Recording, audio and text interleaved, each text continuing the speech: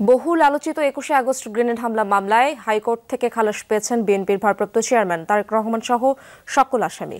বিচারিক আদালতের অভিযোগপত্র অবৈধ ঘোষণা করেছেন বিচারপতি একেএম মাসুদুজ্জামান ও বিচারপতি সৈয়দ এনায়েত হোসেনের হাইকোর্ট বেঞ্চ। রায়ের পর্যবেক্ষণে বলা হয়েছে, কে গ্রেনেড সরবরাহ করেছিল তা উল্লেখ নেই চার্জশিটে। গ্রেনেড নিক্ষেপের কথা বললেও ঘটনাস্থলে কারা তা নিক্ষেপ করেছিল সাক্ষীদের বক্তব্যে সেটা উঠে আসেনি। আসামি পক্ষের যুক্তি রায়ে উল্লেখ করেছেন বিচারপতি। রায় বলা হয়, মামলার চার্জশিট বিচারিক ম্যাজিস্ট্রেট দিয়ে গ্রহণ করানো হয়নি, এটি আইনের লঙ্ঘন।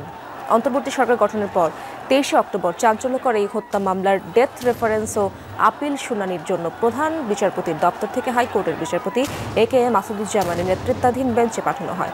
৩১শে অক্টোবর মামলার পেপার বুক পাঠের মধ্য দিয়ে শুনানি শুরু করে রাষ্ট্রপক্ষ।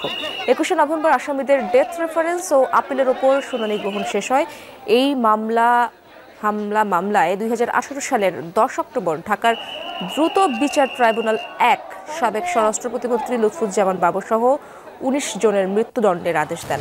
বিএনপির ভারপ্রাপ্ত চেয়ারম্যান তারেক রহমান সহ ১৯ জনের হয় যাবজ্জীবন এবং ১১ জনকে বিভিন্ন মেয়াদে কারাদণ্ড দেওয়া হয়। বিএনপির দাবি, ষড়যন্ত্র করে সাজা দেওয়া হয়েছে রাজনৈতিক নেতাদের।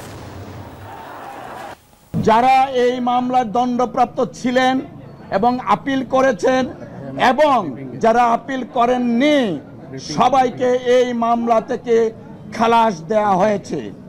আমরা মহান আল্লাহ তাআলার দরবারে শুকরিয়া আদায় করছি, জনাব তারেক রহমান সাহেব আজকের এই রায়ের মাধ্যমে ন্যায় বিচার পেয়েছেন। আওয়ামী লীগ সরকার এটাকে ব্যবহার করেছে রাজনৈতিক উদ্দেশ্য প্রণোদিত ভাবে।